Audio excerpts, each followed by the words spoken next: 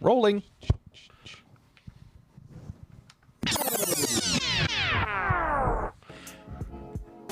You're not getting the whole intro. It's Patreon stuff. What you talking about? You already know what the deal is, everybody. It's Patreon fun with the Not That Serious podcast. It's your boy Big Mike here. Keenan's in the building. Lamont Agate. MJ. Intern Rich Homie Quan. You good? You good? How you fuck up on your own sign in? I don't know what happened. Give my Keep man it some going. water. I'm good. AKA Dr. Dr. Glack. Dr. Wolf. Thank you, Jesus.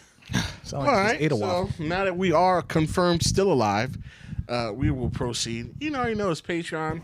We're doing special stuff for the people that give us the most money, as is people who give the most and give us the most money get treated better, as is the custom in this capitalist country. We're gonna give you some. No need for that. I don't need that. I think you do. I do. Yeah. Why? Just so you can hear yourself just fiddling with the mic. You had fun doing that? No. You had fun doing that to me just now? I want to make... in front of everybody? In front of company? I do this for the company every week. Maybe you should stop. That's why they love us. If you ask them, we're their favorite. So we're doing something new this week. Introducing something new to the podcast and to the Patreon. Hold it stiff. And it all started, basically what we're going to be doing is we're going to be doing some reviews and discussions on some of our favorite classic black films. Usually start with black films. Then we're going to go branch out into general classics that, all people should know. But we're definitely going to start with, the classic films that, most people feel that all black people should know. And I feel like this conversation and this whole series, the genesis of this came from the movie we're going to start talking about today, Boomerang. Mm-hmm. And I was very disturbed to find out that, Keenan, you never seen Boomerang before today or before this. And Lamont, you never seen it? I never saw the whole movie. You saw pieces of it. I've seen the movie when I was... Elsie never seen it and has not seen it, which is why he's not pictured right now. He's on a Chick-fil-A run. Go get my chicken, boy. Wow. And MJ I'll never hear this. was the director as he was 19 at the time of filming. 1990. 1991, I think. Well, 1991, some shit like that. So, intern homie Quan, did you watch it? I seen it before, but That's a goddamn shame. This nigga is 12 and he's seen that shit. Mm-hmm. You should be ashamed of yourself. For what? He's mad young and he been seen this He's a movie. quarter white. Yeah. I'm sorry that he wasted 2 hours before I did. It got Eddie Murphy and Martin Lawrence in it. Exactly. And Chris And Rock. a young Chris Rock. And that's my issue with it. All right, we'll get there. Woo! We'll get there. You're starting off hot, boy, I tell you. All right, so let's do a quick overview of Boomerang. Real quick. Boomerang is a film. Is it directed by Eddie Murphy? No. It's directed by Reginald. Last name. Reginald Hudlin. I think he was part of the writers, Eddie Murphy, because he was like... He Eddie wrote was like Boomerang. The writer story was and- by Eddie Murphy. The The screenplay story was is by by Eddie some other dudes And at this point, Eddie's like, on top of the world. Yeah, you know what? You're right. So I'm going to give a brief. I'm going to set the stage for the movie, and then give an overview of the movie. MJ, you want to set the stage for the movie? What? MJ, You just said, I'm going to I set the said stage. I'm going to do it, but I was like, let this nigga do it because I was there, literally. he was were there. there. He was there directing. I was You were like, 2, but you were there. I was 5, 6. Yeah, there you go. Y'all niggas weren't even born yet. No, we were not. That's the funny thing about it. But no, this is like Eddie was like, this is post Beverly Hills Cop. Mm-hmm. What else? Harlem Nights. Harlem Nights. Like obviously his stand up specials. Like this is when he Coming to At the party America. all the time. Oh, this is way back. Yeah, that was way after that. way after that. So Eddie was one of the biggest stars at the time. You say he'd be the biggest black comedian at the time? Oh hell yeah, Yeah. Yeah, without For sure, yeah. for sure. Was this after what's that movie with the Golden Child? Yep, this is all Trading this Places, is probably too? his first movie in the 90s. Coming to America This after is that. his first movie in the his first big movie in the well, another 48 hours, but it's the first like But damn, like I don't want to take, but listen to all those bangers though. Beverly Hills Cop, all the Beverly Hills Cops, two to Beverly Hills Cop. two of the Beverly Hills Cops, 48 Hours, Trading Places, Coming to America. Coming to Both America. the 48 hours. both 48 Hours, Coming to America, Golden Child. Harlem Nights, Golden Child, nigga, Remember the Places. time. Trading Places. Trading Places with Dan Aykroyd. He just bangers, And then bangers, obviously bangers, SNL. bangers, bangers. Yeah. He made music hits. That's Party a All the hit. Time was a hit. It was a Singular hit. Well, not- Singular It was hit. a hit. That wasn't supposed to be a hit. But it was a hit. But it was a hit. It was a bet. He cashed out on that bet. He took the over and he won. He did. I don't know what to tell you. He was topping. He topped the charts, and then on top of that, this is not even the fact that this nigga started out as a stand-up comedian, and his stand-up is going crazy. That's true. So, I think at this point, Eddie's on some shit like, I'm the biggest black comedian in the world, probably the biggest black actor in the world at Right. this point. I think There's a strong argument for that. Yeah. So it's like, It was like him, well, especially in the comedy, because it was him. yeah. I'll say Denzel was big. Wesley. Denzel. Those are big ones I can name. I'm taking myself back at that time. Yeah, early 90s, that's early probably. 90s. It was him, Wesley, Denzel. And then He's definitely an A-lister. oh, he's the man. He's the man. And I think this is a point where he was trying to do something different from what he usually did. And that's just the straight out, something different from the straight out raucous comedy. Something that had a little more, I don't want to say substance to it, but a little different, a little more mature, a little It was a more little sexier. sexier. It was sexy. A little sexier. You know that moment where, all right, where you kind of knew that Will Smith wasn't just a comedy guy. He could have that sex appeal as like a It's probably Bad Boys. Bad Boys, right? That's fair. That when he's running and He's the running. shirt open and Shirt, his yeah. flip flapping. I know, Keenan, you dream about it Flip-flapping. at night. So Yeah, Why would I dream about my uncle? That's incest. Exactly. Why would I dream Right, about I'm my sorry. uncle? I can't think about family like that. Exactly. So I think that was his attempt at a Bad Boys, to where it's like, I'm not just goofy Eddie Murphy. Like, I can be a suave, debonair and still be funny, but like, I don't have to be a joke. And the thing is, watching this movie, I'm like, yo, Eddie Murphy's not that bad. Like he's a good looking guy. You know, He wasn't. Yeah. like Eddie Murphy was a good looking guy. Nobody was looking at Eddie like he was like he was an ugly nigga. Like I think he was one of those types back in the day. but I think people, you know, you can But look good. Nobody was going like, ooh, Eddie, like Eddie Murphy, like how the they sex were symbol? for, Yeah. Denzel and Wesley. Yeah. But I feel like this movie's like, you can see him like, oh, he like, Like he actually okay. okay, like Like he can pull this character. he can off. he pulled it off. Like, so I think this was his moment of like, and I think It's not like Chris Rock doing it in like fucking like top fives. Like this nigga's like getting bit. It's like nigga. no, yeah, Chris, Who are you? he could never. I'm sorry. The only thing about Eddie Murphy is he suffered from the tiny teeth syndrome. Okay. So like the entire Fair enough. like as soon as he opened his mouth, I was like, there it is. Ah, there they go. Yep. Tiny Sex teeth. appeal gone. Okay. Sex appeal gone. Okay. For you. All right. So your penis went down when Yeah. Once I saw my man got chiclets, I'm like, yo, that's crazy. So yeah, I think this is at this point, you know, he's done all the comedy, dominated the comedy world. It's literally like when Michael Jordan was like, I'm gonna play. one of the biggest box office draws at the time. Yeah, I'm gonna play baseball, and this was Eddie Murphy trying to pick up a bat, and this is it came up with Boomerang. Was this one of the he wrote Harlem Nights, or he was a big was this one of his first movies other than the Harlem Nights where Like, he why was you like, asking all these extra questions? Exactly. Can we talk about the movie? just setting the stage? Nigga, it's only 10 minutes. I'm trying. We gotta. It's a 2 hour long movie. We We'll have like All right, whatever.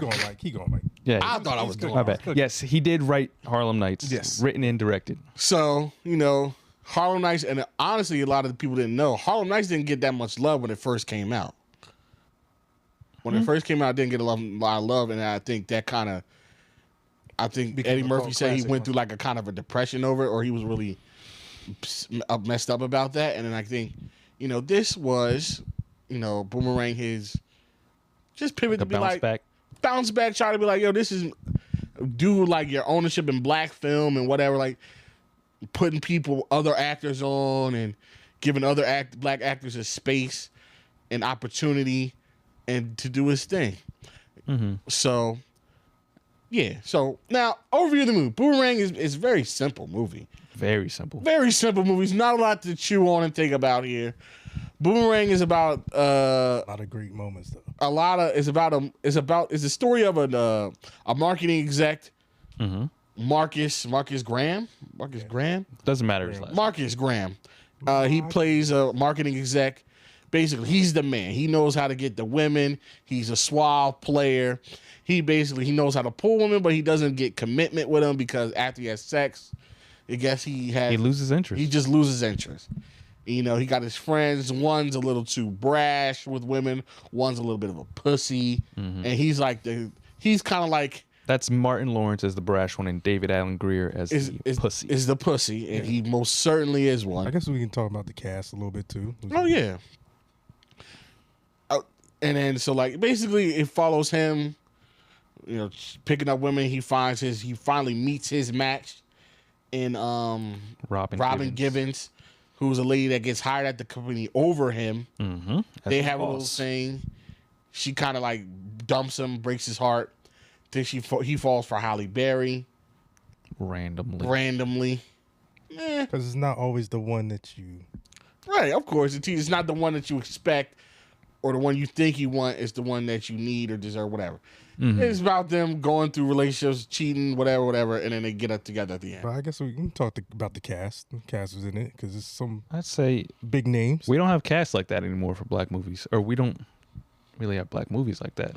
We do not. We don't. But all right, so at this point though, so let's talk about the cast. So we got Eddie Murphy, obviously. Right. We got Robin Givens at the time, who was I think this was after she was with Mike Tyson. Eek. And according to this, they were saying how they were kind of nervous about her being on there because Mike was going to show up. And like she was viewed as like a gold digger. And like all the issues and everything with Tyson, so it was kind of touchy. She had an image at the time. It was touchy. She had a negative image. Yeah. A young Halle Berry, like just very young, just very young. I think this might have been like because I remember she was in I don't know if this is before or after Losing Isaiah. No, this is way before Losing Isaiah. But I'm thinking Losing Isaiah. What? Last Boy Scout. Losing Isaiah was a few years ago. Let's see. Are you saying this is before or after Catwoman? All right. At least that's closer. Shit. This was pulling up all these damn this is after. So she was. Oh, this is after. Like, so she was. Remember, she was in. I don't know if we'll talk about this movie. Jungle Fever as a crackhead. She was a crackhead in Jungle Fever with Samuel L. Jackson. What? Yeah. Mm-hmm. Yeah, and then she was also. There's another movie that might be on our list, Strictly Business, that she was in. She was the female lead, and then Last Boy Scout. Is that where the white man piped on the couch? No, that's Monsters Ball. That's Monsters Ball. Which was the only movie she got considered an Oscar for. But I'll put my kufi on later. But yeah, Last Boy Scout was another movie she was in. It's a really good movie, one of my favorites. But yeah, so this is a young Halle Berry. So she wasn't the symbol that she ended up becoming. Then you got... But she was like a beauty queen and shit. Who's the girl? What's the name of the actress that played the first girl he got with the dog? So... Yeah, she was in Waiting to Exhale. What's her name? That's Leela Rashawn. Leela Rashawn. And for all the really young niggas out there, she was Canola Oil's mom in Insecure. Yes, Condola. Yep. Calendula. No, Constellation. Constellation. Convoluted. So you got her. You got Martin Lawrence, young Martin Lawrence, David Allen Greer. Both these guys are starting their come up. Then you got They starting. They're established. they're established, but it's like they're not really like the household. This is before Martin. Yeah, this is before. You know what I'm saying? Before is this right before Living Color or during Living? Like during. So Yeah, they're in on the middle come of up. Living Color. You know what I mean? Then you got Grace Jones. Grace Jones, the model, iconic model. Yeah. You got Eartha Kitt. The kid. Eartha Kitt, Tisha Campbell, Tisha Campbell's in it. Madam Zeroni. That's Eartha Kitt. Okay. Then you got a even younger Chris Rock, With the fucked up teeth. the most young pre-Pookie Chris Rock. Like Yeah. this the youngest Chris Rock I've ever seen in my life. John Witherspoon, rest in peace. And I think that's And what's it. his name? Jeffrey Holder. Yep. If y'all watch the Bond movie, he was one of the Bond villain, the like the voodoo dude. Like if you play GoldenEye, the guy that was like the voodoo guy. That was him in one of the older. That was him? Yeah. Wow. Yeah. That's interesting. Yeah. I forget which Bond movie it is, but if you play GoldenEye, you know the voodoo with the white face paint and the hat.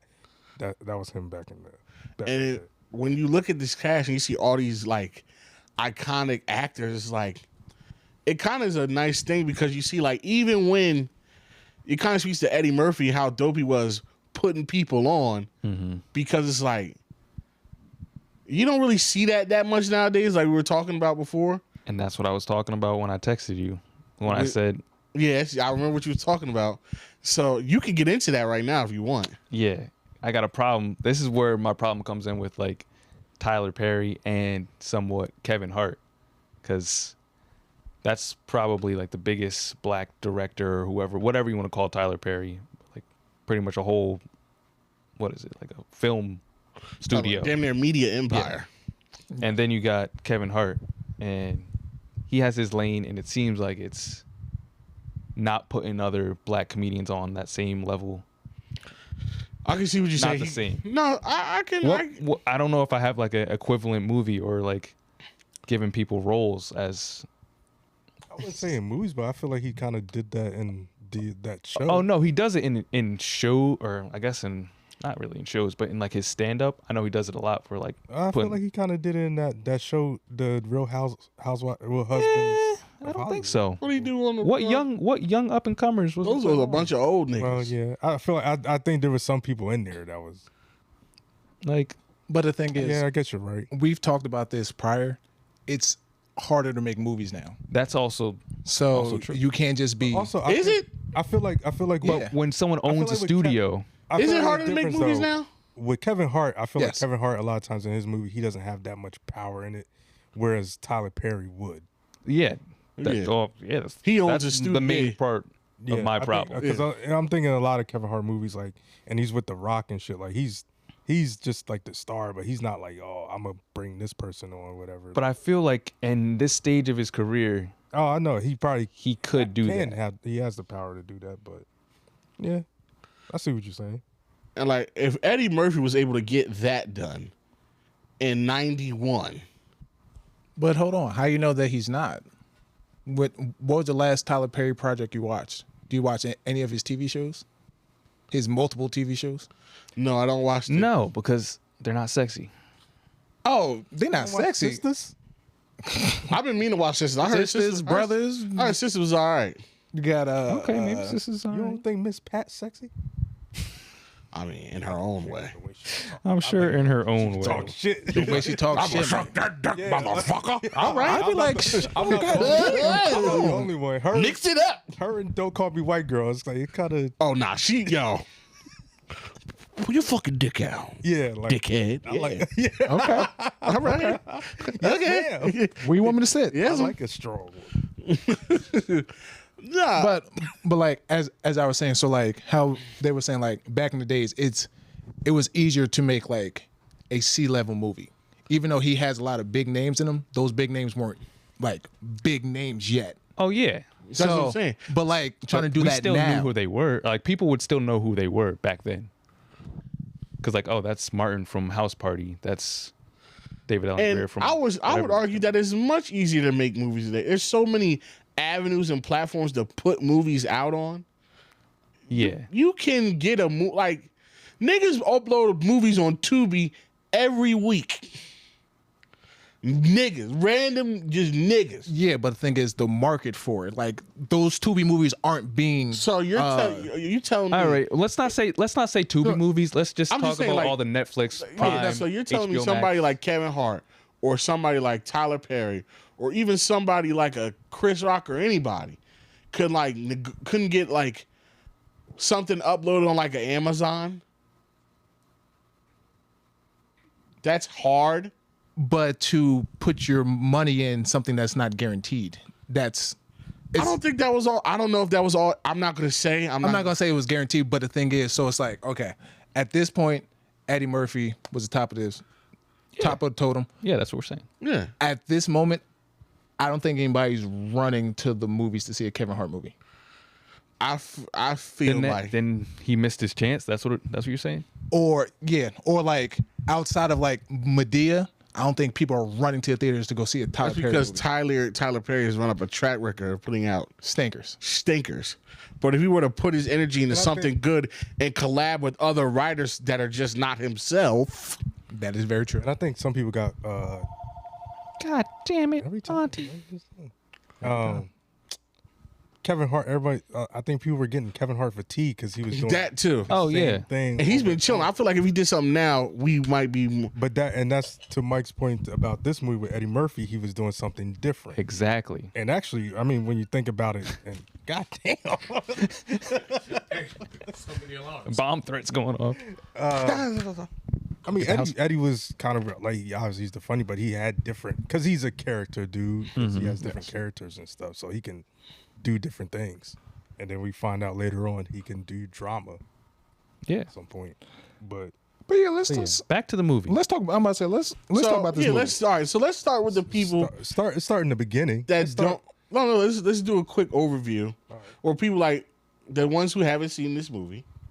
Lamont, what do you think of the movie? Give us your thoughts on the movie.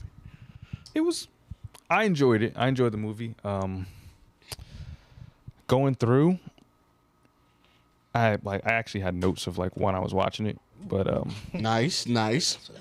We love a prepared gentleman. I'm always prepared. Cause like I could just go through my list Go of ahead, yeah. going back through the movie. Yes, All sir. right, you want to just like I mean, the story wise is nothing. I think it's better that he just go through what he said. Yeah. all right. Let's- Because I it's just not- want to say like the top, like what was big also was the soundtrack. That's why. Oh yeah. Soundtrack. I mean, that's back One when of the soundtracks. one of the were- biggest No, songs well, it was wasn't even actually- played. I think like around the beginning, because even damn, you all right? Right.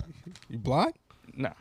Keep on going. You losing the contact, ain't you? I don't wear contacts. I got eyelash in my eye. Want me blowing it All right. Pulse in his eye. Might well be in his dick. But it was. I think this is like the beginning of like when the soundtracks was getting like crazy. Like so, speaking from living in that time, I just remember whatever movie we went to go watch, mainly black movies, always grabbing the soundtrack. That was like the thing. I remember.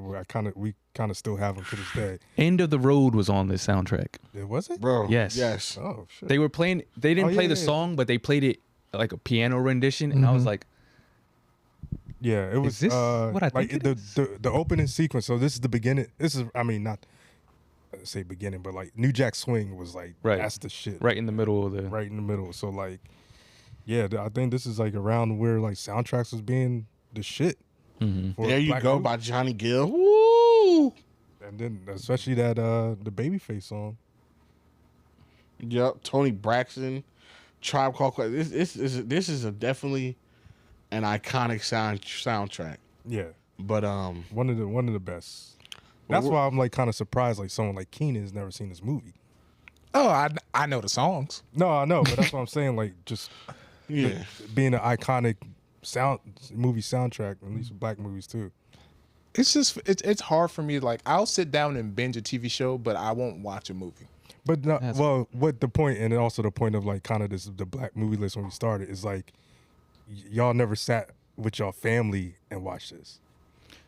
Because that was an adult movie, and my but parents it was an adult movie, but I watched it. I watched it with my different parents. Yeah, different parents. That's what. But a lot of parents like Quan seen it, and I joked about it with Mike. Same family. Back in the day, his dad used to look like Eddie Murphy. Oh, that's why you said the thing about about the cop. Yeah, Beverly Hills but like Cop. that was like before he was born in the Beverly Hills Cop. Yeah, tell your dad to grow his hair back. He looked like Eddie. I don't know about all that. Back in the day, I don't know. Back in the day, that was like the joke. Like he used to honestly look like Eddie Murphy. But like my family, I don't know. I watch all those rated R movies and shit like that. I think the first movie I remember seeing in like the movie theaters with my family was like New Jack City. That's okay. Being like 3 next to your parents and be like, Yeah. I want to kill you so bad. No, My dick is hard. Like I remember the movie, but I didn't take nothing out of it. But I was a kid. And I was even my parents were young, and I was the only child. Yeah, And I think at the time I think when that came out, that was like in we lived in Germany at the time. Do you remember that line? no. At the very I don't remember the movie. Ice-T has the gun on Wesley Snipes. He's like, on the list. I'm gonna shoot you so bad. My dick is hard. Like, I'm like, what Okay. the fuck is it? Anyway, go ahead. Go through those. Yeah, Go through those. We'll go through my list as I was watching. Let's see. So Eartha Kitt was really applying pressure. This was like sexual harassment. Oh, Out the ass. This is definitely before those days. Yeah. And I was like, wow, that's crazy to see. My ass. My soul. and I'm not wearing She any really thought she was a cat. Like, panties. well, do you know why? I don't know. She was So, Catwoman. she was one of the Yeah, that's original right. She Catwoman did, back in the Oh, day. good Lord, lady. That was 10, And, 30 years if ago y'all at that don't- point. Yeah, but if y'all don't know about Eartha Kitt, like she was like She was it. the John back in the day. Like apparently there's I think she that talks day. about it how like I think it was like Steve. She had a threesome with Steve McQueen and Marlon Brando. One of those. Yeah, I one think of those that's the big niggas. I think that's right. And then, but also, they were threesoming, but also they were messing with each other. Yeah, it was Hollywood. Yeah, real it was, Hollywood. Yeah, it was real baby. Hollywood back in the day. But yeah, she scammed Marcus because Yes. he only got with her because he thought he was gonna get that position with the company merger. The only position they got was doggy style, nigga. Like, can you turn the lights off, make it more sexy, more intimate? And she said, Can the light? Can the lights? Can it get any darker? The funny part's like, and then when she said something sexual, and then the butler looked around, was laughing, and walked away. He's like, "You said, nigga, you cooked me." but yeah, as I was watching, I was like, Halle Berry is probably still more attractive than Robin Givens at this point, to me. At no point Robin Givens was more attractive than Halle Berry. Oh that's no! what I'm saying. In that movie, In this movie, in this film, and the way At they had no point. I mean, honestly, I'm gonna keep that's it. I'm the gonna keep it G real. The what's her name? LaRoche. What's her name? The first girl. Leela Rashawn. Leela Rashawn was the best looking one to me. Yeah. So Okay, I that's guess we up go for through debate.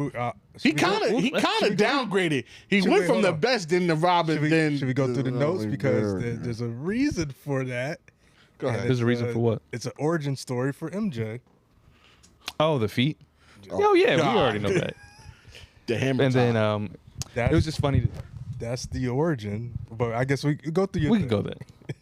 But Eddie got beat at his own game pretty much with Robin.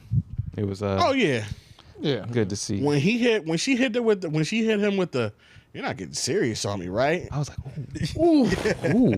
that was a shotgun blast to the that's a to play, the, like, to I had the to be like, chest. to a player. I was like, ooh. She was not giving nothing. She was when he had to prove his Mac Daddy. I'm like, bro, you lost. Don't Like, don't. you see this? You see, the I'm like, game bro, putting stop. on you. Like, stop, Eddie. But Stop. what was up with him not wanting to watch basketball with her? Like, for me, because he was trying to fuck. yeah, I can fuck you after watching basketball. But he was trying to be like, He's trying to be he was romantic. trying to be romantic and shit. You trying And she was trying to watch the Knicks. But see, Nah. that's the problem. He has to know he should have been more of a chameleon. If the man that I thought he was watching the movie, Well, he was able to didn't wine think and that. He dine. was. First of all, let's be real. He's liking her now. Well, that was the first. that was the first- That was the first He- meetup. He liked her before that. No. He was just trying to fuck. He liked her. He didn't know her. okay, He liked her. you could say you liked her, but Just like he liked the Just like the first chick. This is when I tell you he liked him. The first time they met, and like she was like, "This is ridiculous."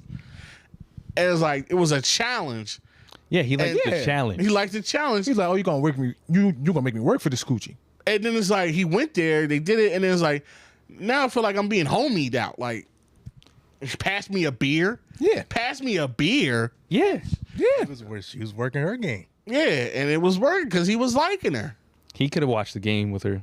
He lost because he wasn't in the game. He wasn't in the right mindset. Yeah. He should have adapted. He could have still made that work. Yo, he Ordered a calling pizza, all got over some talking wings. about. Yo, he got caught up in the coochie. He did, I'm like, oh, I can walk into the elevator. Oh, yay. but But to you, Keenan, you got to realize, like, first of all, they're trying to make her Hallie be like the homebody. yeah. Oh yeah, of course. I definitely get that. Next door.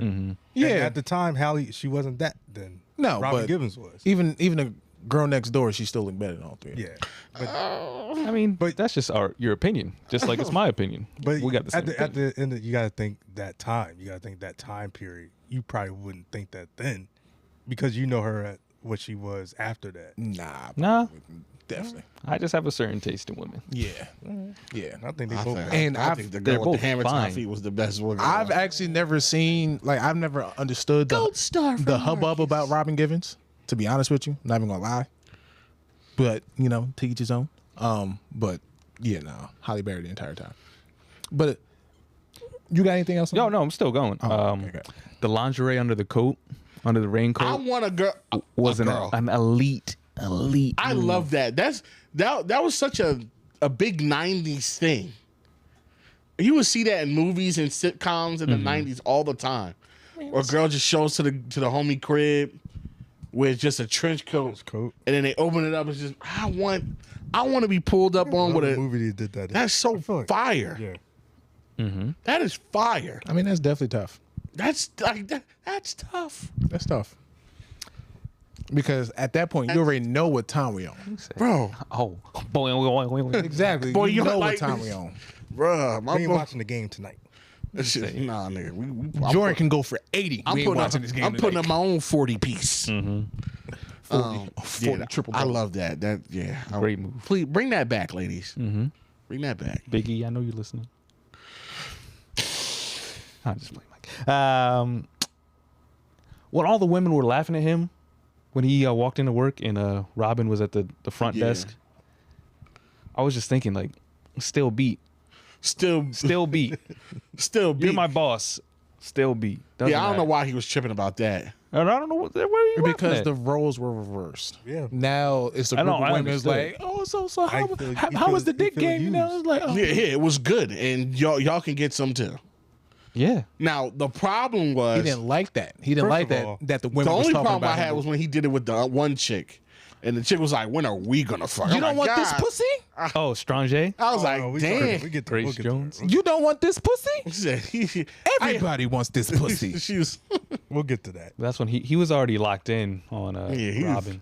he was in love. I made that mistake before. Not that. Never mind. Let's just never mind. Oh, it would be the role reversal of being like, it's cool. Let's see, Yeah. pass you off to the homie. So you was the one going, got you don't dick- want this dick? You got No, never mind.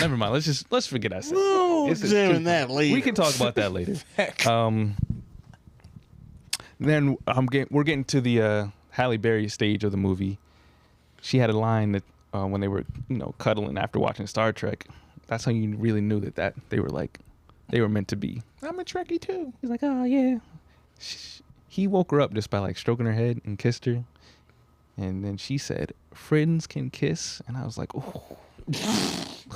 I'm like, oh, you dirty bitch. That's an age old adage right there. Friends can kiss. It's like, She's like, oh, you dirty all slut. right, Hallie. What else we got? Oh, and that whole relationship he definitely violated David Allen Greer. without a doubt. Absolutely. 100%. 100% violation. Like, He had all right to chop him in the throat. yeah.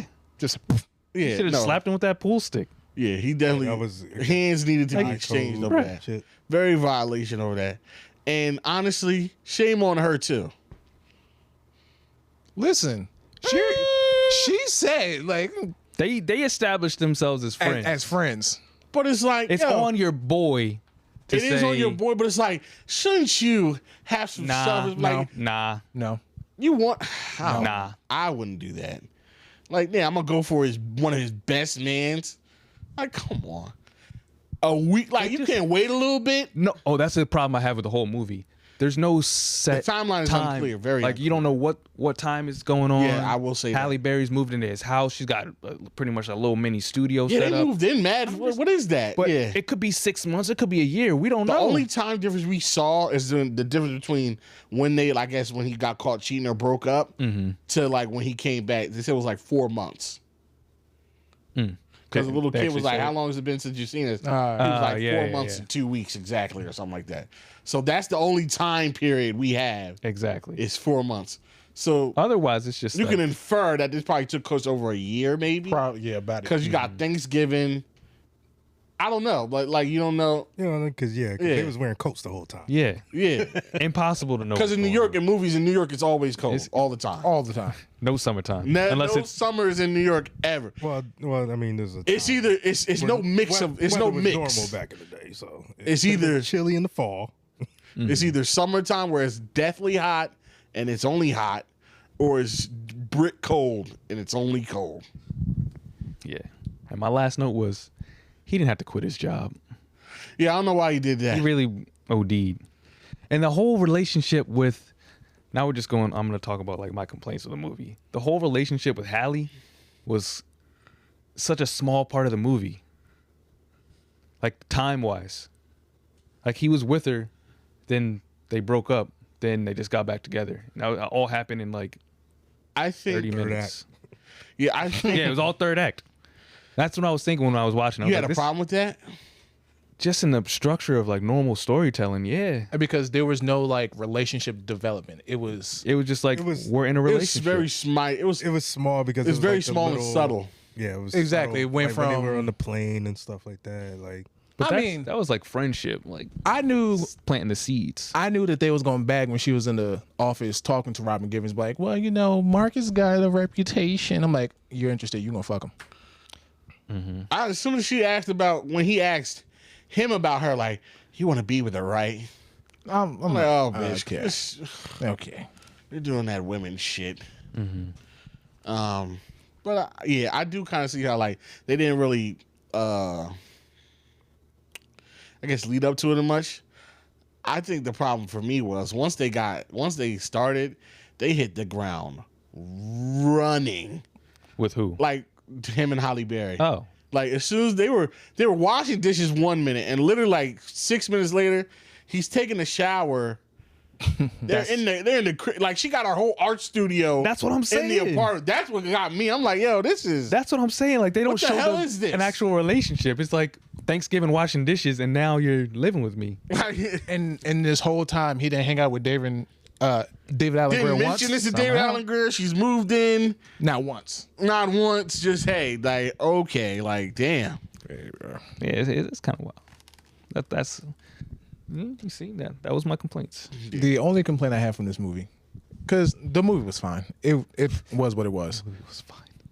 But when you hear the cast, I need more funnies, bro. See, that's your problem. It wasn't need more supposed fun. to be that. Exactly. It doesn't have to be that.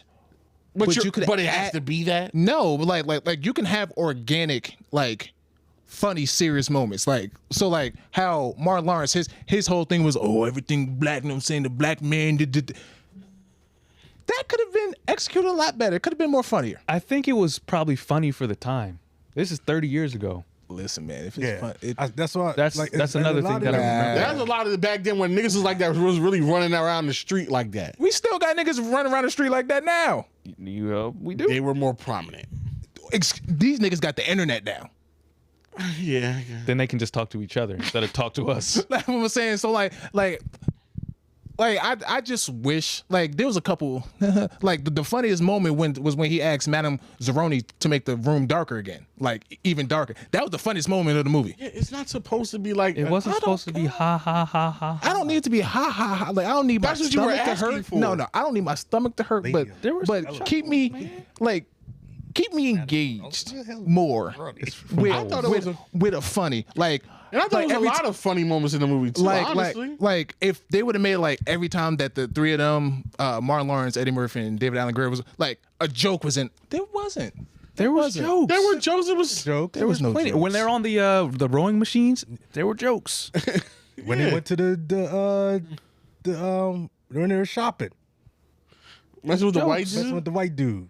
Nah, see, that's what I'm saying. Like just Then when they were in ordering there. the food, why don't you just call us Jungle Bunnies? Yeah. yeah, no.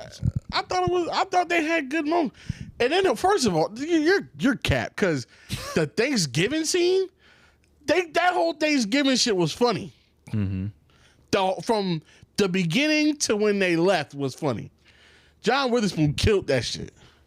He just did his typical bang bang bang. trivia. shit. No, when he was like, "You got to coordinate," and he was like, So he was like, no. he's like, hey. That's why. Hold on. With these movies, you got to take yourself to that time. You say he did his typical. This is where the it first started. That's when it was hot. That's No. This is where it started. This is where That was where it started. where the bang bang bang. So like, so here's a little Transport trivia. yourself to when it's like Back to the the 90s. first time you Yes. heard the first. You gonna. He ain't got no nipples. Like, remember how funny it was when you first heard that shit? That's that for then. What were you gonna say? That's MJ? their no nipples. So John Witherspoon, they said the trivia is like his scenes were added after filming had wrapped, and he said Eddie Murphy demanded that scenes with Witherspoon be added to the film, and Witherspoon picked his outlandish wardrobe himself, and all those lines were improvised. Nice. That does make it a little bit funny. Because when he was like, he's like, hey, did you know that your dad, he brought a whole trough of chitlins. Did you like that, And the Dad? mushroom suit. He's like, look. You got to look. coordinate. He's You got like, to coordinate. Hey, look, did you know that the inside was mushroom too? Yes. Smashing in his bathroom, walking out disheveled. Ow. He said, Put the jacket on inside out. he's like, hey, Rooted Marcus, to the tutor. I heard this girl at the job got you pussy whipped. You need to reverse it with that pussy. Like, yo, that shit was funny, Keita. Come on. You're not doing that. You got to coordinate. I just felt like we should have got. You said, I got But that. that's what I'm saying. You said, usually I got the mushroom. You kind of got to But take you yourself. 'cause can't That's get- where it started. But That's also where that character started. that's why I was saying earlier before we started recording that it didn't age well with the time.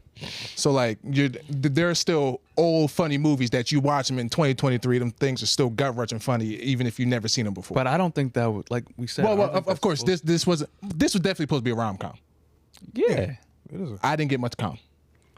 Like I got enough calm for me. The calm didn't age for 2023. I think the calm is supposed to be a supplement to the romantic nature of it, not to be the star. It's not. Of course, because you got some romantic comedies where it's more funny. The funny takes place, like I don't know if you ever seen that movie on Netflix, Always Be My Maybe, with the two Asian people. I like There's that Asian people. You don't watch that shit. What you mean? I'll be watching Asian stuff. Yeah, okay. I'm just not looking at Yeah, Ip Man doesn't count, and Rush Hour doesn't count either. I was gonna say Rush. So why not? What up? Can't wait for Rush Hour 4. That'd be great. Is that Okay. That is coming, right? Nice. So yeah, like I thought it was enough funny for me to keep me engaged. Yeah, Like I was watching that movie like driving to my game today. Like had a whole basketball game. I'm like, I gotta finish this movie because they were like, "What's the movie? What's the movie? What's yeah, the movie?" because I told you on Saturday. Y'all been saying this since fucking No. What day did MJ say he was gonna do this? I don't know, but every we day been- since It was Friday. many But days. we also been telling you. It's been many last days. Year. Really been going on a year, close to a year. Well, now. the reason why we haven't watched it until I haven't watched it today is because we were supposed to do it as a group, but my team let me down. Okay, so your team Sure, the team let you down, but we let you down Friday or before that. What do you mean? We told everybody to watch it on Friday, and Saturday, and Saturday, and Sunday, and like 4 times today. And when did you watch it? I watched it today. So don't complain. No, I You still had time. can. I still You can't. You had plenty of time. Sure. But I'm not going to just stop everything I'm doing to watch What Boomerang. the fuck? Anything but watch Boomerang. I could be doing anything. It was actually Thursday. Oh, it started Thursday? Yep. A Thursday. Thursday, Friday, Saturday, Sunday, and Monday. Had the whole weekend. Had a whole 5 days. You can't find 2 hours in 2 5 hours days. and 100 and something hours. Listen, I knew that Go we was, fuck yourself, I knew Kenny. that we Shut wasn't up. going to start recording until Monday. So I'm like, why the fuck I got to rush to watch it? Hey, nigga, don't you be shaking your head, yes, I nigga. watch that shit. Because movies come on in the daytime, too, nigga. You think I'm sitting over here, nigga? I ain't watch that shit, nigga. 120 hours. Nah, I ain't had time to watch it. My fault. 120 hours, couldn't find 2 hours. Nope. All right then. All right. Did you do 60 times 2? What? Did you do 60 times 2? No, Because I saw 120 on your calculator. I did 24 times 5. Oh, okay. I'm just making sure. I mean, I could have done it in my head. But Listen, I was just making sure you ain't do 60 times 2. why would I do that? I don't know that. I was just asking. Hey, sometimes you gotta double check, bro. That's not the only Exactly. way you can get to 120. Listen, I was just asking. 40 times 3. Ooh, come on now. Jesus Christ. But yeah, like 12 times I 10? thought it was good enough. Huh? 12 times 10? Thanks, Keenan. Yeah, it was definitely good enough. Good enough for me. Yeah. I enjoyed that movie. So, 120 times 1? what would you give it out of a scale of 1 to 10?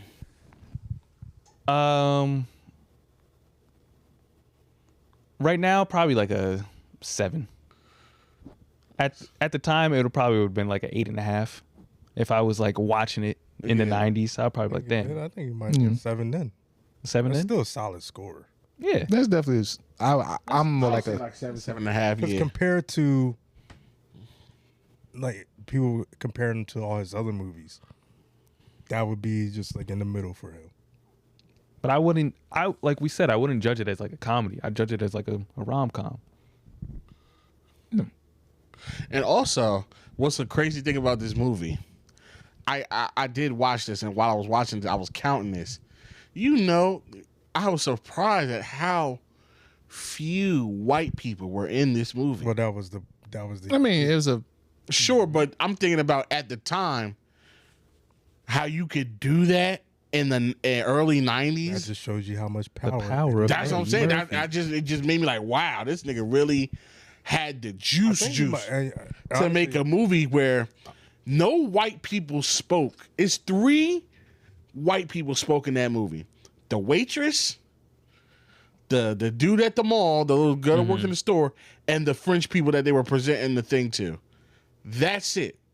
No other white people spoke in that I movie. think Eddie talked about that on Arsenio Hall's show. There's one of the interviews on there. I think he talks about that, like just having our own. Like he was that then, but like I said, he had the power to do that shit. But where is that now? Tyler Perry, Spike still has that in a sense. In a very, But I mean- very I guess Spike actually always had that, to be honest with you. But he includes them, but it's for the story. Like you need some of the white people in it. But there are plenty of movies where it could be all black. I'm trying to think, but yeah, I'm just trying to think of people that make movies that would, or make content Okay. that would be doing that. Tyler Perry. Kenya Barris. God no. Nah, Issa Rae could do it.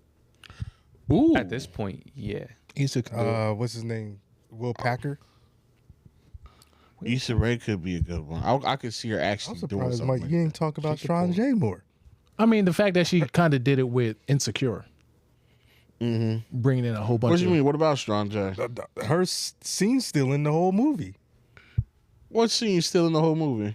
The restaurant scene. Her I didn't coming really- out in the thing. I ain't the gonna lie. fucking- Her birthing the fucking perfume. Those really didn't do too much for That me. was stupid. Yeah. She was just a little over I the feel top. like, yeah, I but feel like now that would be like a better in the time. That's definitely that was a dated thing to me. Like pussy, pussy, pussy, pussy, pussy. Like I guess, but it's like it didn't hit for me like that. Yeah, like he's gay. That guy is gay. Now that was kind of funny. Yeah. He's gay. He was like, no, I'm not. He's no, I'm gay. Not. You're not gay. I know, my brother's gay. Okay. No, gay people Like, look like your did she brother. take her panties off at the table and like fling did. with some? Yeah. No, I thought she just had a coochie out because she just lifted her leg up. Like, you Oh, tell me no. you don't want this pussy? No. she took it was at the boardroom. Yeah, Boardroom, it she didn't have like- the essence. And she said, Actually, "This is what it should smell like." This is what sex That's essence. crazy. Like Very crazy. I'd have punched her in the fucking throat, bitch. You crazy? He put her One nigga used was panties the on. director nigga was Did the nasty Nelson? that nigga Nelson. loved it. That, Yes. when they had the chick sucking on the lipstick with the cherry. He's like, Lipstick, cherry, banana. He was.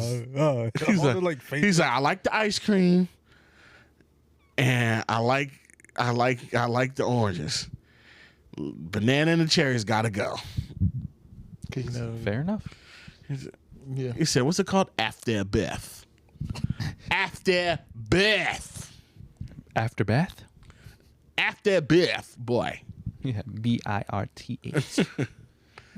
Yeah. She honestly, she had kind of. Yeah, we could have did without her. I ain't gonna lie. Some of her things we could have did without her. Yeah. At the time, it was probably great. Yeah, because she was like, that was her coming up, and she was.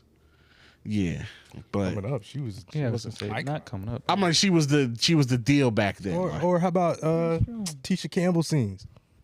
She was cool. Those were cool. Like, Hey, no, ass. homegirl. What, he gonna do you doggy style? Then he gonna That was crazy. So I don't think I realized this, but like when she first put the sign up, the back of the sign was white and she flipped it. So then when they cut and went back to her, now she flipped the sign and they got more words on the back. I'm like, Oh, we could have fixed that. We definitely could have fixed that. Yeah, the movie was okay. yeah. It was okay. I think it's a solid 6.5. black film, especially you know for the time. I think it paved the way for a lot of the different things we got now. I need a movie like that now. I would need a They movie try, like that but they too. like do it. I mean, you They- can think like a man, maybe. Yeah, but that's like too many go. white people speaking in that. that's not my problem. A white I'm saying guy's a it's- main character in that movie. And think like a man. A white guy is a main character in that movie. I'm thinking of why I get married. Yeah. But hold on, did y'all? But see he's the interview? married to a black. Yeah, did But you Kevin see Hart the wasn't interview in that with Cam Newton with him though, when he's like, "Have you ever been with a black woman, Gary?" And it's like, "Nigga, you did not do your research on Gary Owen. Not at all. He legit has black kids. So what do you think?" Black kids that disown, Yeah. but black kids nonetheless. That's I don't true. think. Well, now, but he was in their lives. Like But they had think- a whole reality. They had a whole reality show. Dumb reality show, but a whole reality show. It's like, do you not know anything about your guests, nigga? Nope. I was gonna say, Think Like a Man was over a decade ago now. So Jesus. I need something else.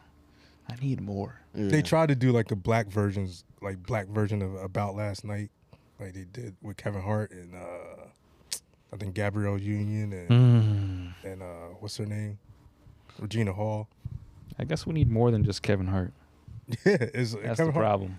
Well, I guess I think we already knocked it out our list, but there was a time especially in the 2000s where black rom-coms were going crazy, like, It was going stupid. and a lot of them were involving Gabrielle Union. Yeah. Like she was in damn Yeah. near everything. The one that just came out on Netflix is pretty No, good. but I'm talking about that? like I'm talking about Perfect Fit or something. two can play that game. Deliver Us from Evil. Deliver Us from Eva. Oh, Deliver Us from Evil was good.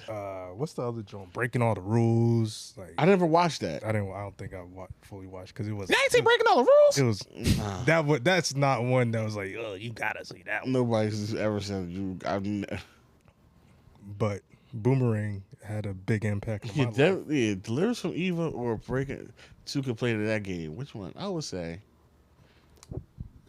Probably Deliver Us from Evil. I know why you don't like Two can play that game. Why? Your homegirl's in it.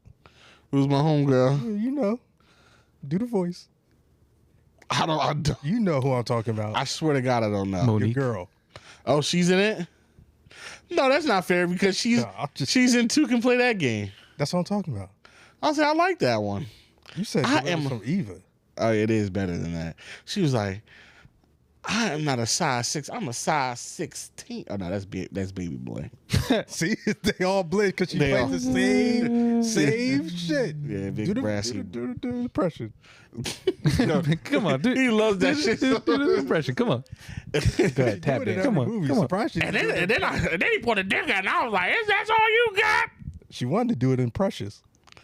Oh, since you got your degree and you know every fucking thing, And that's all you got. I still haven't seen that movie. he said, and who? It's a rough, watch. rough, and I mean, it's one of the roughest things you'll watch, bro. It's when I tell you that girl never gets a break, it's just L after L after L after L, and as soon as like you see she gets a little glimmer of hope, AIDS. Dead ass. Ugh. You know how in Pursuit of Happiness, where like we would say like the He bottom knows. is when they're like pretending to sleep in the It wasn't pretending. Man. well, they were sleep like where they pretended it was a dinosaur cave. Yeah. Her is just that the entire movie. It's just that the whole movie. It's really rough, bro. And every now and then they crack the door open and throw a smoke bomb in. Yeah, and then and then it's like it's some spikes in it maybe. Some days it's just smoke. Some days it's firecrackers. It's always rough. Right. So what's the next movie? But we'll figure it out. We might do a poll on that one, but we had the list, or unless we want to decide what we want to watch. Yeah, We got the list. y'all got the list. You seen Life?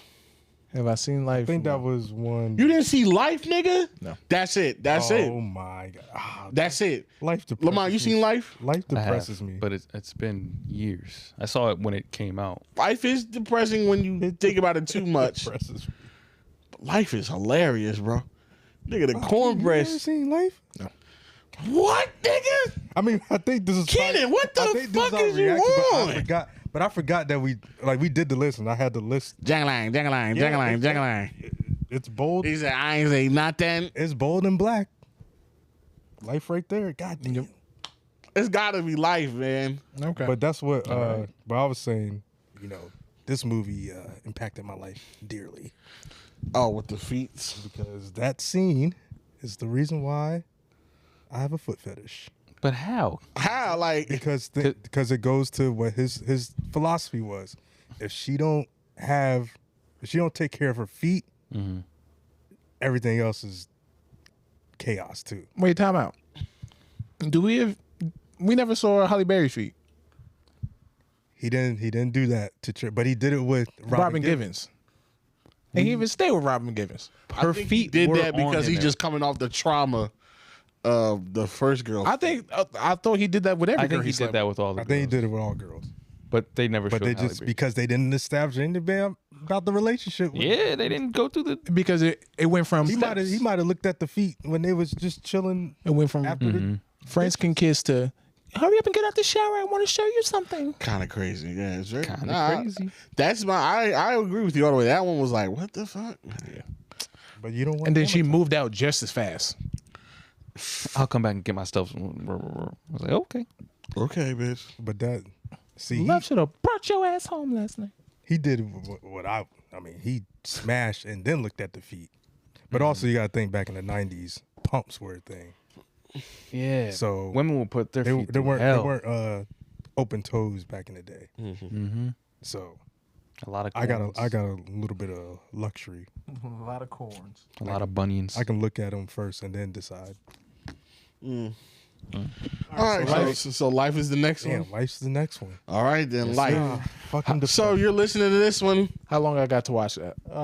I mean, this is only because For a while. Let's say- when we decide to do this again. We're gonna do it next month. Let's do it every 2 weeks. Every 2 weeks. All right, then. So 2 weeks. Okay. 2 weeks. Sure. We can always watch it together, but You know what we can do? We can watch it on the way to Montreal.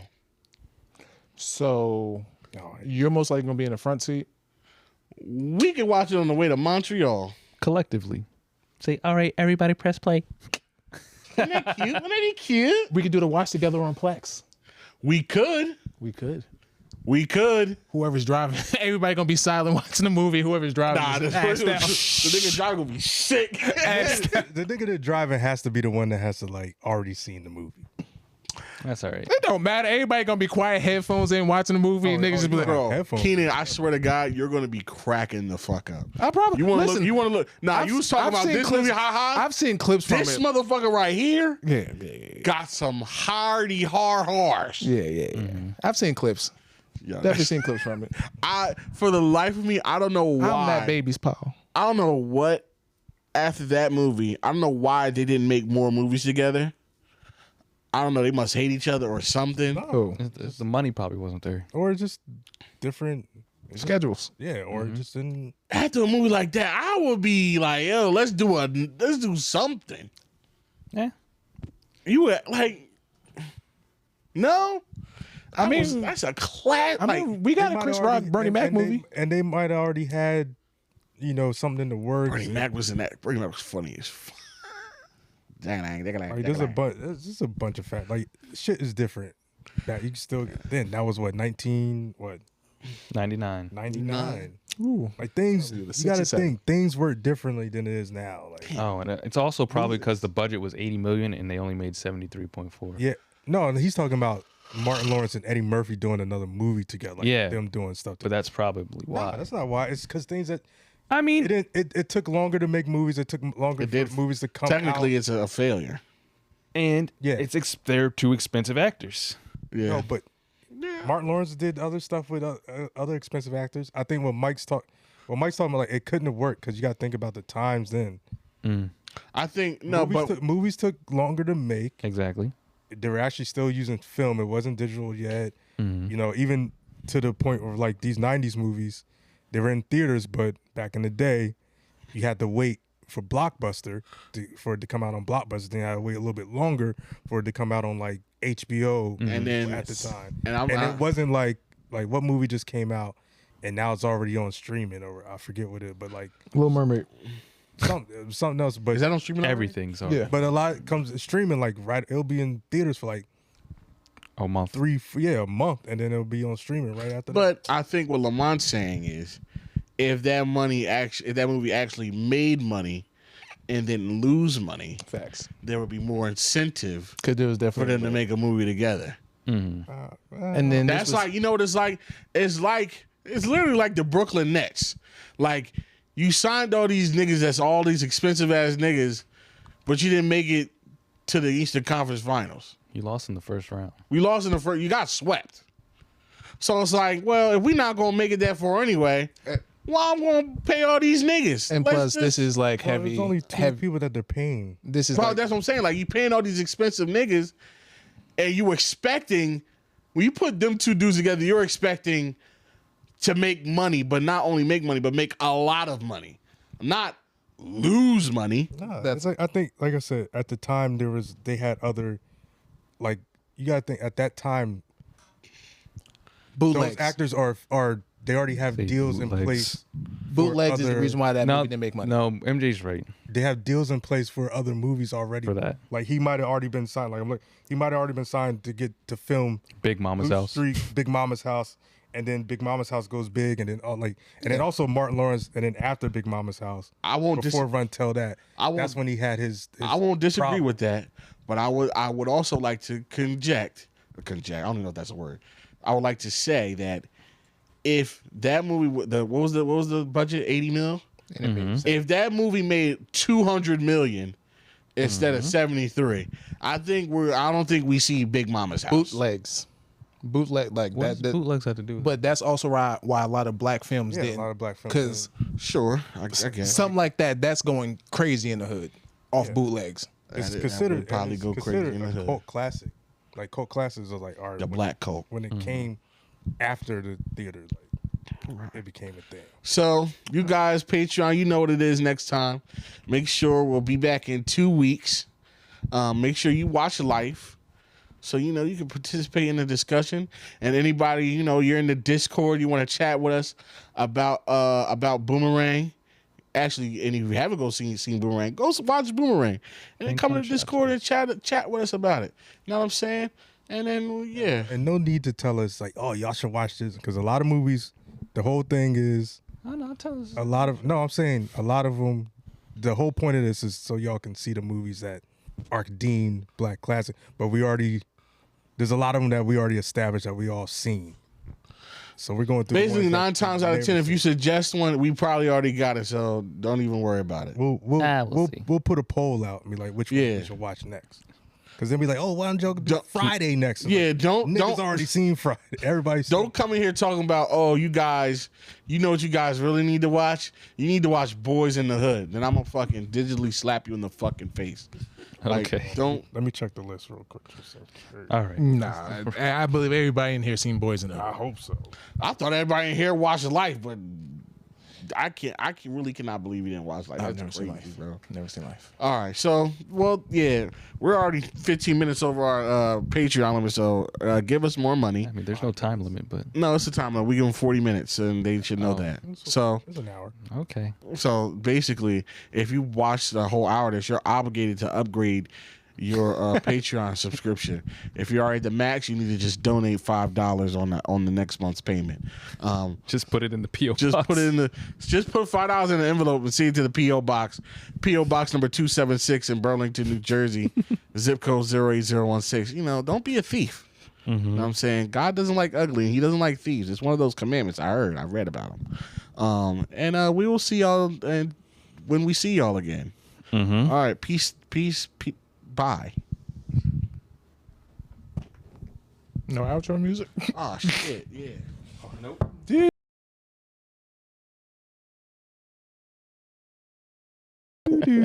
Yeah. All right, yeah. Yo, what's going on, everybody? It's the Not That Serious Podcast and the man them there. It's your boy Big Mike here. It's LZ. Keenan's in the building. Lamont, aka Dr. Waffle. Yes. And we got MJ here and intern homie Quan, man in the camera. Great nickname. Great nickname. Thanks for all the listeners that gave him that nickname. Yeah. And we got a special guest here today. We're gonna have a quick little chat with him.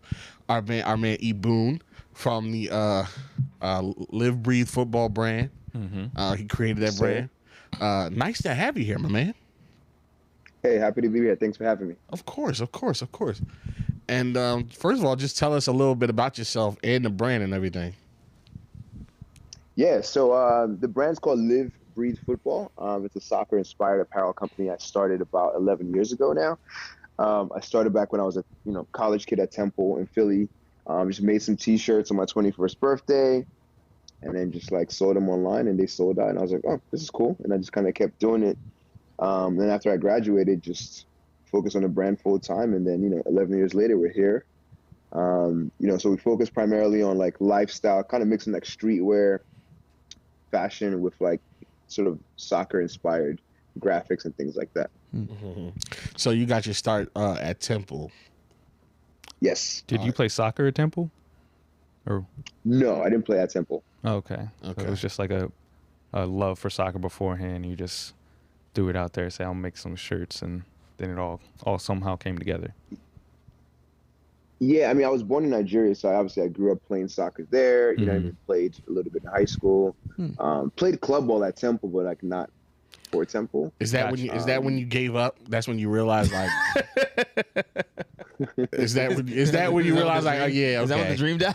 I'm not gonna be the next, Not gonna be him. Yeah. Oh yeah, no, the dream died way before that.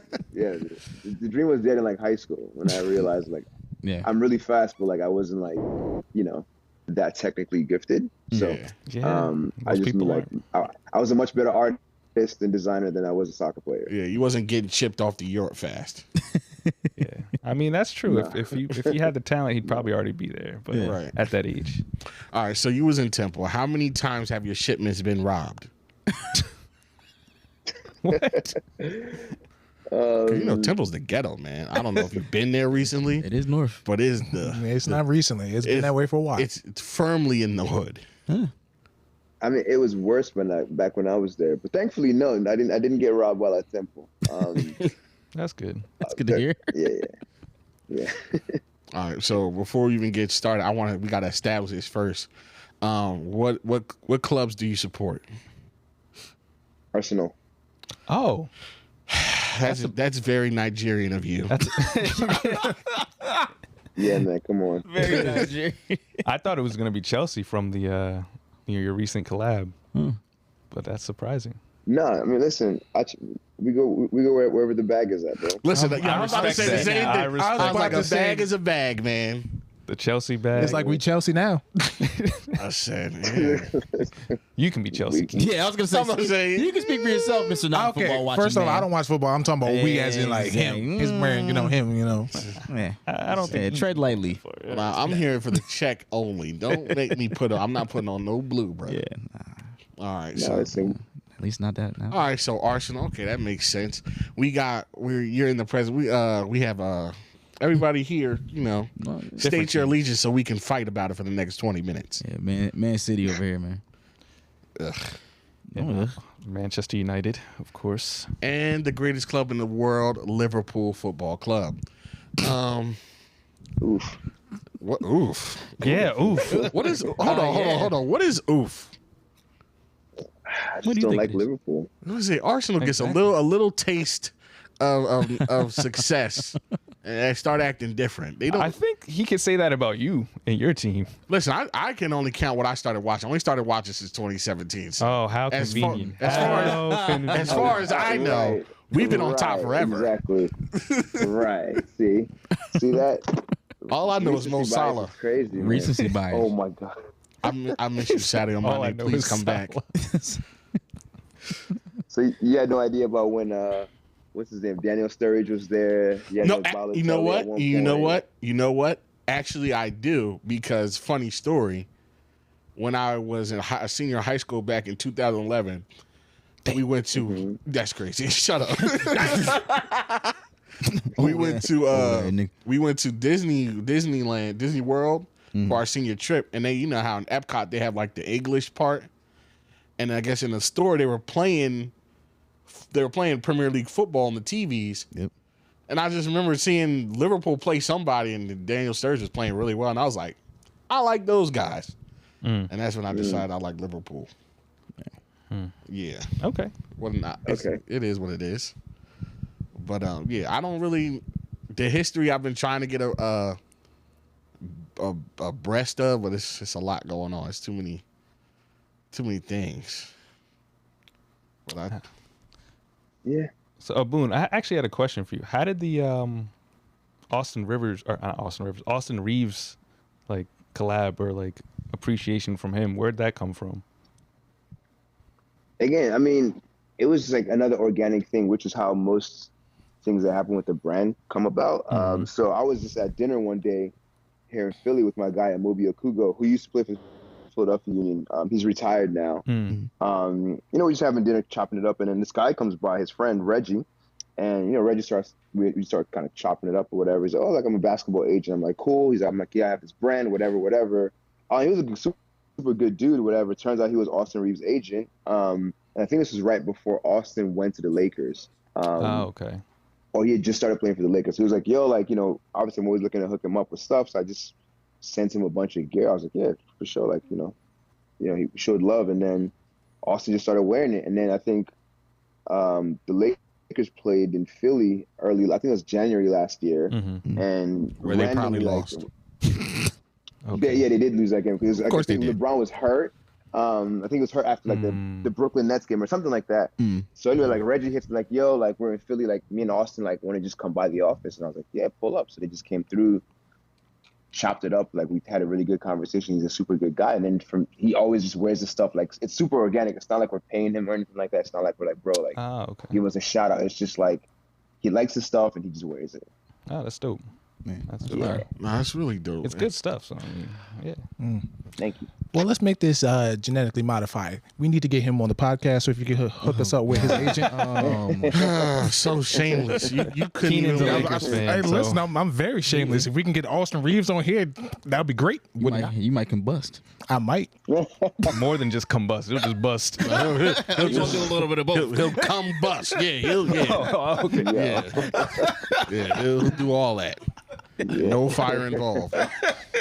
So again, Fire for that. You know what I'm saying? Next time, they in Philly in the area, and I'm saying you want to hit us up after hitting Still them doing up. it? Oh wow. Yes. he's Keenan, still going. please. Keenan, stop.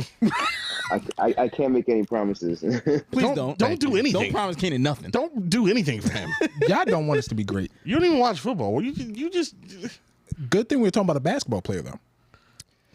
okay. So how there. Ebun, how did the Chelsea deal come about? Jesus Christ.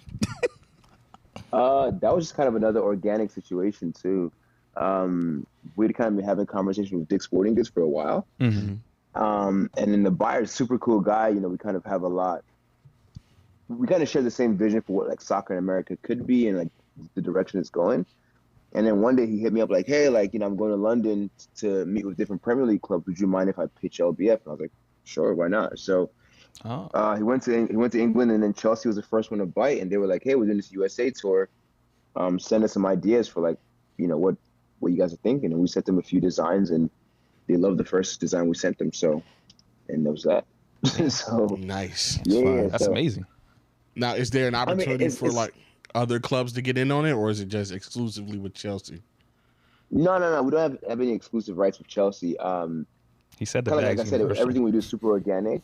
Yeah, exactly. Obviously, I want to grow the LBF brand, and I think anywhere we can leverage other clubs, fan bases, like the USA tour, anything that's sort of relevant to what we're doing. If we can tell a unique story, I'm always open to working with clubs. Because plus, like again, like our brand is like about football first and foremost. And in our game, the clubs and the players are the big protagonists, right? It's all about support and all that. So if we can help Chelsea spread a particular message while sort of, growing our brand at the same time, like I'm all for it. Okay. And you said something about your vision for soccer in America. What is that? What's that vision?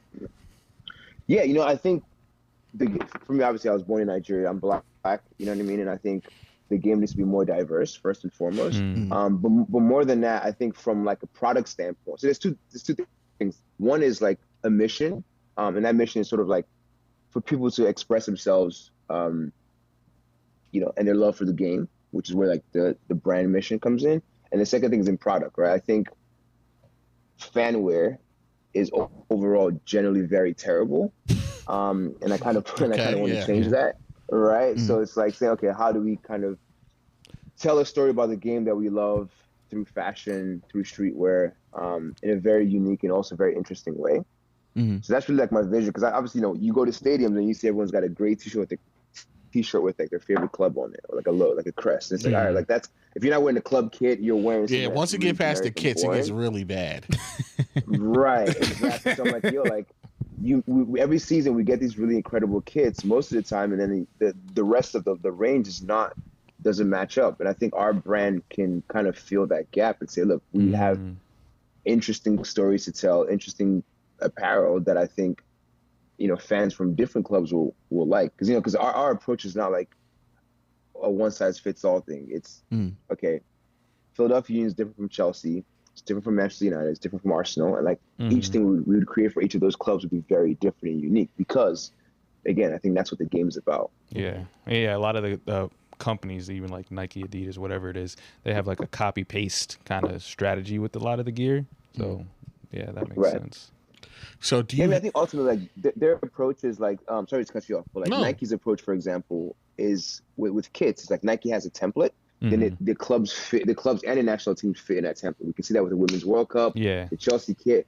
The template's the same, just obviously the colors are different, which is kind of a Nike first approach, right? And I think from like a production standpoint, like a manufacturing standpoint, it makes sense. It's more efficient.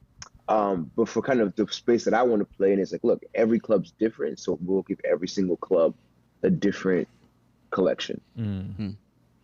Yeah, because Nike, talk to Nike, because they have been dropping the ball with Liverpool, because I am not impressed so far.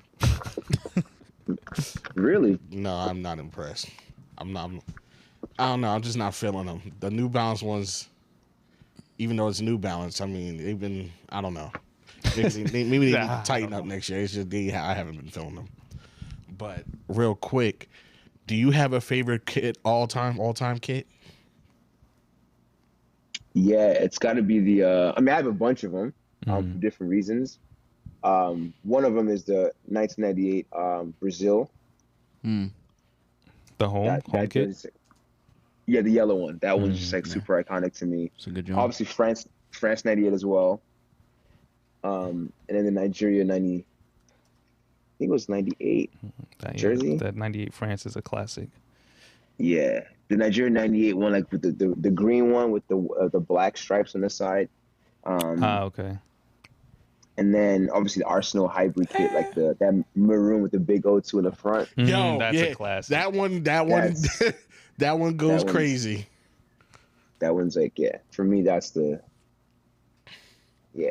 Yeah. Back in my non-soccer appreciation days, for the longest time, I thought those were the team names on the front and not just companies that were brands. The O2.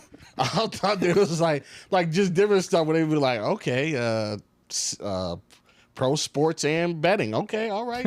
What a team name. Yeah. What a squad. There's a lot of Fly Emirates teams out there. Yeah. There is. This airport's dominating the soccer world. Well, I think that's interesting that you mentioned that, because for me, I think sponsors for a lot of the kits I liked growing up were pretty iconic. Like, remember the Inter kits when they had Pirelli on them? Mm-hmm. Like Pirelli that tires. blue and black with the yellow Pirelli logo was like super iconic for me. So when they switched from Pirelli, I was like, damn, like it kind of became part of the kit, and it's like the story of the club, because Inter obviously is an Italian club, Pirelli's an Italian company, but now with the game being so global, you're having like a bunch of like random sponsors from different countries, just like sponsoring different teams, and like I think it loses like the connection that it has to that particular place. Like Exactly. Arsenal's in London, but like Emirates is Emirates Airlines. You know what I mean? So, but I think I like what Chelsea did in their preseason tour. The kits don't have any sponsor on them. Really? And I know for the longest time, because I was at the game at the Link on Saturday when they played Brighton, and the kits are just like blue with the Chelsea crest and like the Nike logo. And I was like, yo, that's actually first. I want to see more kits without sponsors. They look a bit plain, but I think it would just. I see them now. That would be fire, but that would lose a lot of money. Yeah, of course.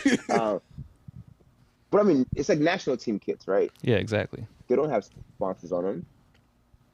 Just the crest and maybe a And number. I think like the design becomes more important than like, because when you have that logo on the front, it kind of takes a little bit away from the design, right? But I think it makes the design more interesting if like there's no sponsor on the front. It's just me though.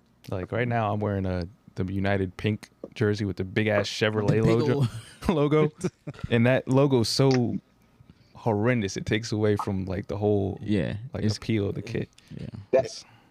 That's actually a great example, because Chevrolet has such strict brand guidelines that like you can't use just like a one color. Exactly. Right? Because a one color black on that kit would look sick. That would be so clean. That gold weird 3-dimensional thing just looks so convoluted, like it takes away from the rest of the jersey, in my opinion. Yeah, it's like a big sloppy American trucking car. It just doesn't sloppy American turd. In the middle of my chest. Yeah, it's just sloppy American turd. For real. And Lamont always coming through with the kits, man. I don't know how many kits you got. Probably like 30. Damn. Just like different ones over the years. I mean, it's been decades now. I only have one. What's your favorite? My favorite kit? The one that I have, or just in general? That you have in your collection. Ooh. What's my favorite one? Probably. I got one of it's like the Corinthians Japanese. You know, that the one like honoring their Club World Cup. I don't know if you saw that one. Yeah, I got that one. That's probably my favorite one. Is it with the Japanese letters? Yes. It's like a off-white color with that Exactly. one. Oh, that one? You got that one? Yeah, I was wearing it here. I don't remember. You would probably sleep. Probably. Yeah, my co-host like to be funny because I work a full-time job. Sometimes I come back and I'm tired when I record here, and they like to Definitely not sometimes. Okay, the two niggas that are laughing the most don't have jobs, so relax. Good thing we've been doing this for years. Where are you at 2 p.m. on Tuesday? Not at work, nigga. You right. Anything. Not at work. I'm awake. Yeah. Shit, I tell you, I'm not. I don't got time to sleep. I actually have all the time to sleep. Yeah. Oh, Jesus. Anyway, we're gonna move ahead Plowing ahead. from the jobless man. So, Ebun, what do you feel, or how do you feel about Messi coming to MLS? That was yes. And do you think it will be good for American soccer? So I think this is a multi-layered question. Good for American soccer. How do we define what's good for American soccer? Is it going to sort of increase in investment in like youth soccer programs, so like less fortunate kids can have access to high-level coaching and all that? Maybe. I don't know. Right? Because to me, that's really how we improve U.S. soccer, right? That's like first and foremost, like eliminating pay to play. Is it going to increase investment in sort of U.S. soccer? Obviously, increase MLS viewership. 100%. I think it's definitely going to do that. Even for my business now, like we're going to make more money because Messi's in MLS now. Like that's just like. So yeah, I think from like a financial perspective, there's going to be more money invested in soccer in this country. I just hope that it eventually like gets to the people that are the future of U.S. soccer, right? Because I think one of the biggest challenges U.S. soccer has faced and still faces is the fact that like young kids in inner cities don't have access to. I mean, what do kids play, right? In Philly, like, do you know what I mean? Like, I think more money needs to be invested in youth soccer, the same way like there is in basketball and football programs.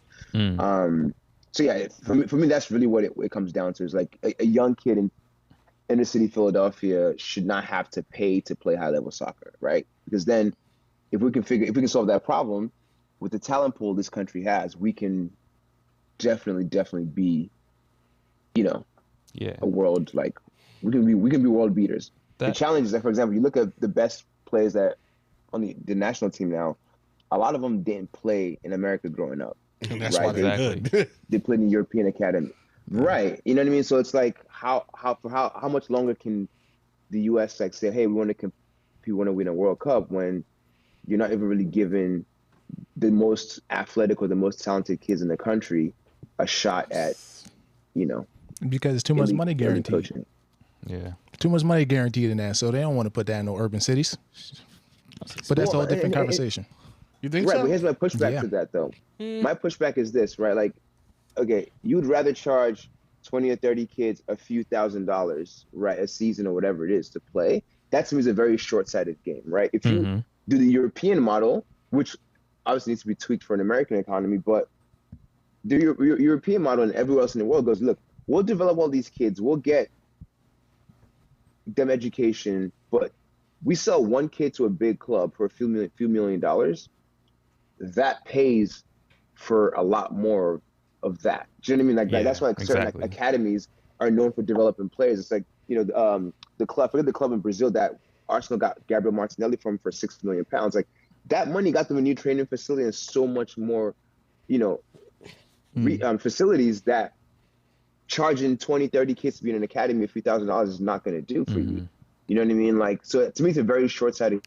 Oh, I'm a coach. I'm going to charge your kids $2,500 to $33,000 a season, whatever. It's like, that's fine. You're only going to get rich kids that can afford that.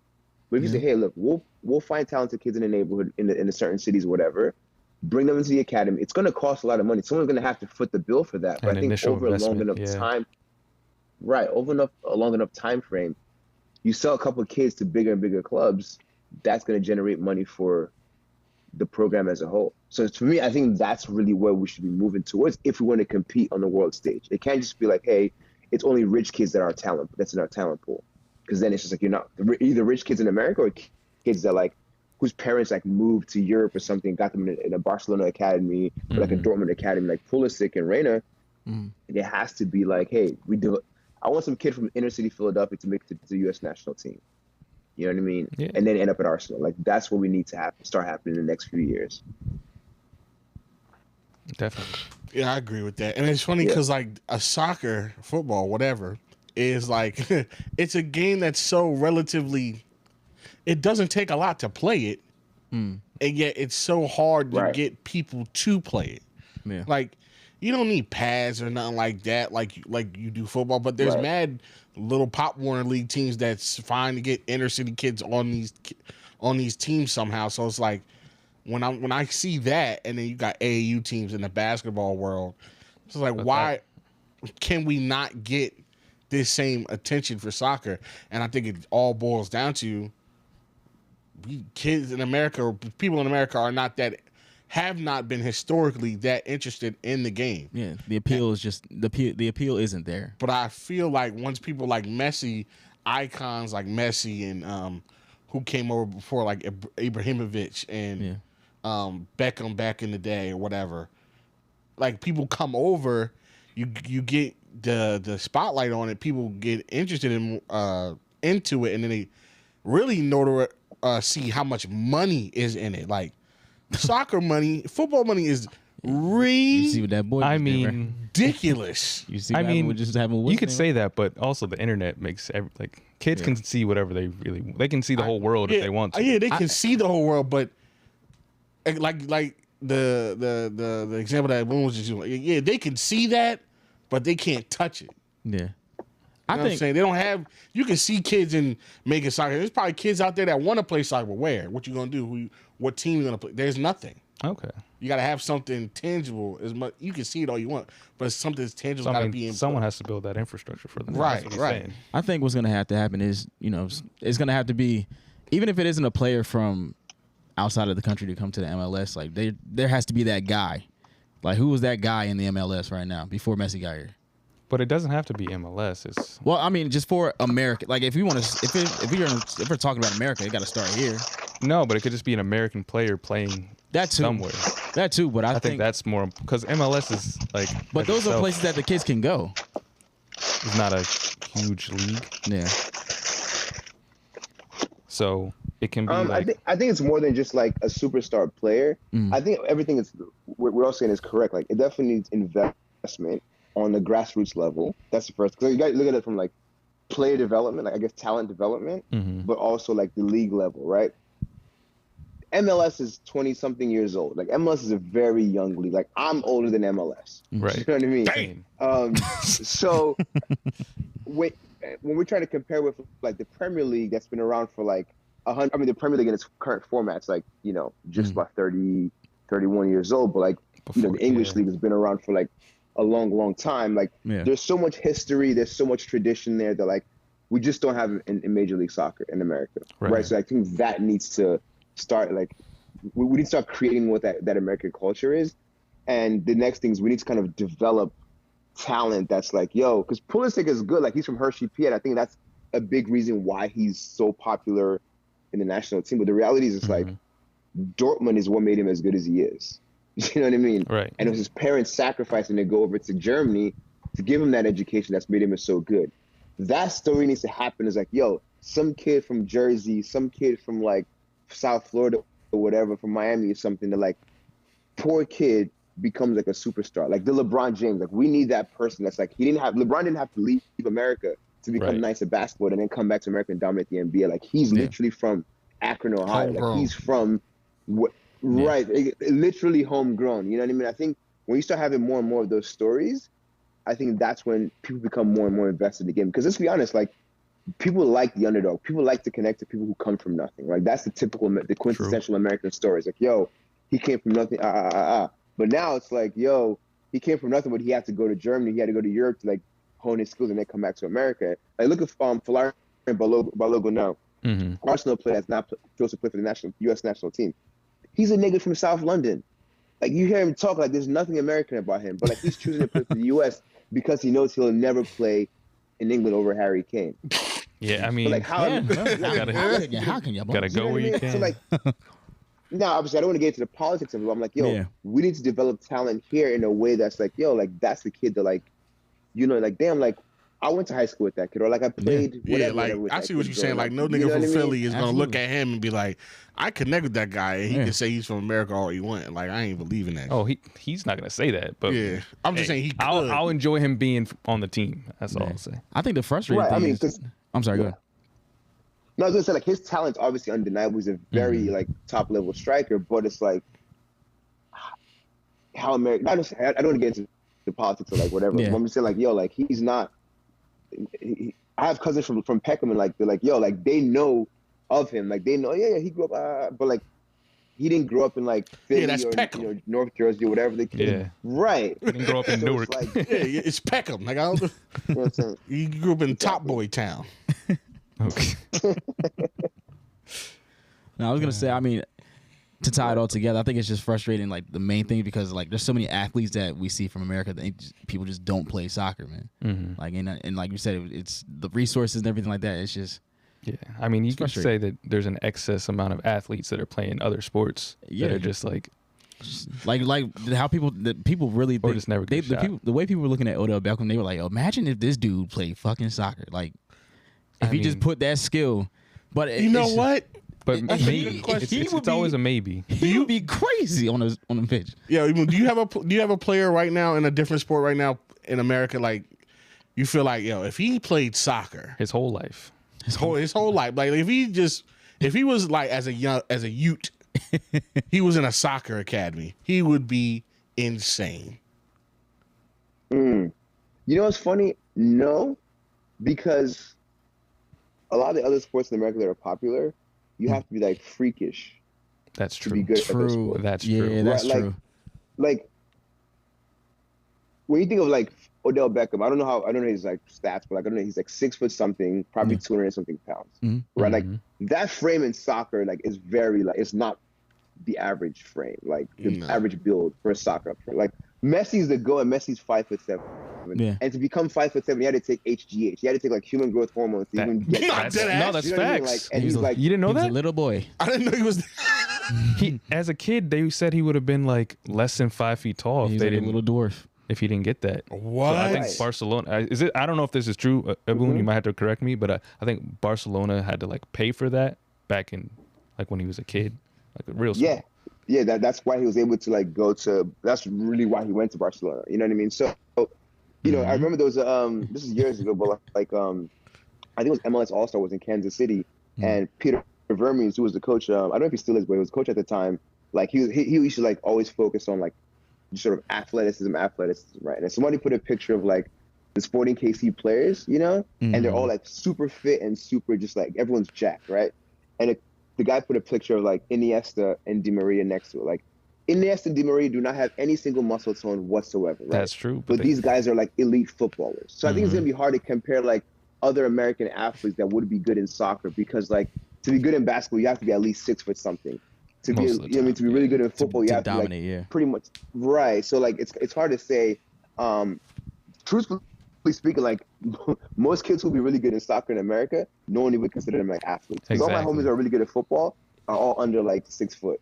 Yeah, I say it's like the hidden gems. Like they're out here just doing gardening. I was about to say yard work. They're just doing yard work, just getting it out the mud other way. Yeah. Yep. All right, man. Before we get you up out of here,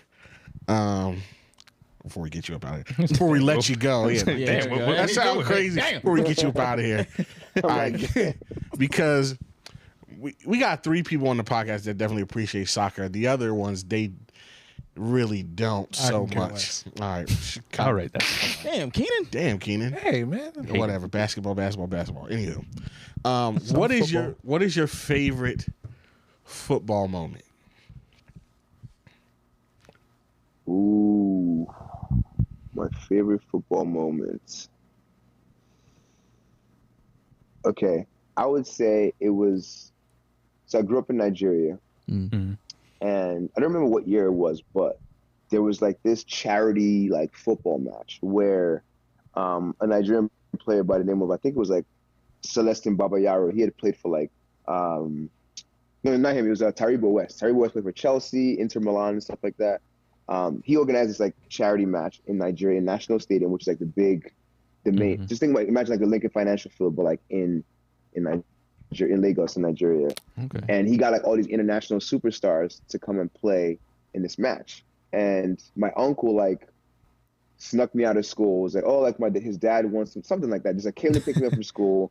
And like my uncle didn't have like that much money. I know he probably saved up for like months to be able to afford 2 tickets. Damn. And like took me on the bus, like public transportation in Nigeria, which is like absolutely like terrible, right? If my dad found out, my dad would have been absolutely livid. Like basically took me out of school and like took me to the stadium. We had like nosebleed ass seats, but like it was like the best moment of my life. I just remember watching all these Nigerian stars playing and like a couple of like international guys playing. I was just like, yo, this was like, I was like maybe 7 or 8 if I remember correctly. And it was the I'll never ever forget that. That was the peak right there. That is dope. Damn. That's when the love was born. My life peaked at that point. Yeah. My life peaked. It's all downhill from here.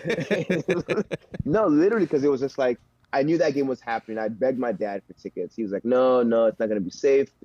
You know, my dad was kind of very strict. So my uncle was just kind of like, fuck it. Like, we're going to go.